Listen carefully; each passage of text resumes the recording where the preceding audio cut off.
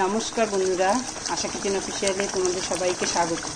আজকে আমি পাবদা মাছ রান্না করব একটু অন্যরকমভাবে। তো তোমাদের সঙ্গে এই রান্নাটা আমি শেয়ার করব। তো ভিডিওটা স্কিপ না করে প্রথম থেকে শেষ পর্যন্ত দেখতে থাকি। তো চলো রান্নার ভিডিওটা শুরু করি। কড়াই গরম হয়ে গেছে, রিফাইন অয়েল দিব অল্প। এখানে একটা টমেটো আছে, দুটো শুকনো লঙ্কা, 4-5টা কাজু, 4টা কাঁচা পাকা লঙ্কা, 3-4টা রসুনের কোয়া, ছোট ছোট দুটো পেঁয়াজ। এখানে আমি 2 চামচ তেল দিয়েছি। এখন দিয়ে দিচ্ছি পেঁয়াজ,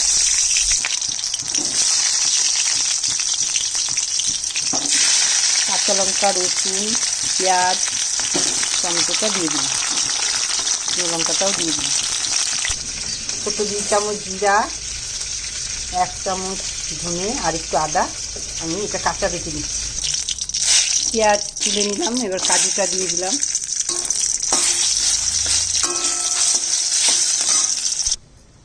এখানে 3 পোয়া পদ্মা মাছ আছে, আমি কেটে ধুয়ে পরিষ্কার করে নুন হলুদ মেখে নিচ্ছি। মাছটা এখন ভেজে নিচ্ছি।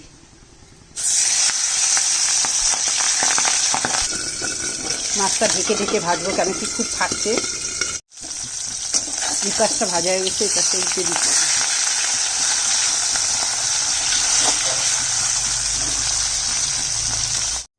এখানে ছোট 2 চামচ পোস্ত আর এই কাজুটা একসঙ্গে বেটে নিচ্ছি। ওই মাছ ভাজা তেলের মধ্যে আর 1 টেবিল চামচ তেল দিয়ে দিলাম। দিয়ে দিচ্ছি একটা শুকনো লঙ্কা আর সামান্য ঘি। দিয়ে দিচ্ছি জিরা, আদা আর ধনে বাটাটা।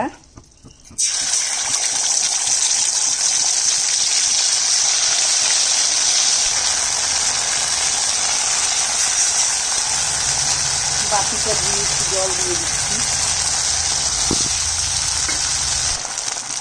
এবার দিয়ে দিচ্ছি 1 চামচ হলুদ গুঁড়ো।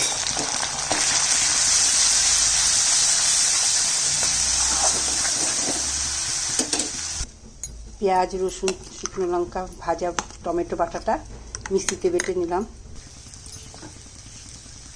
বাটাটা দিয়ে দিচ্ছি।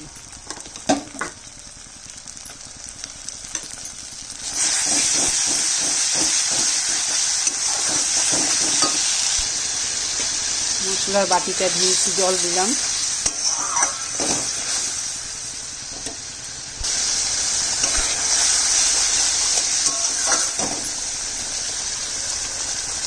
স্বাদ মতো নুনটা দিয়ে দিচ্ছি।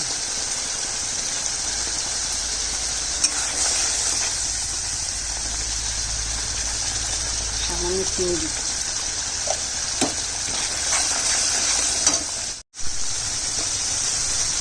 কাজু আর পোস্ত বাটাটা দিয়ে দিচ্ছি।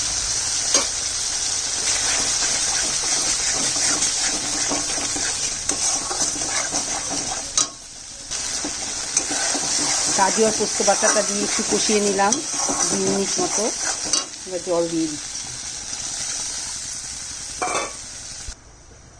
ঝোল ফুটে গেছে, এবার মাছটা দিয়ে দিচ্ছি।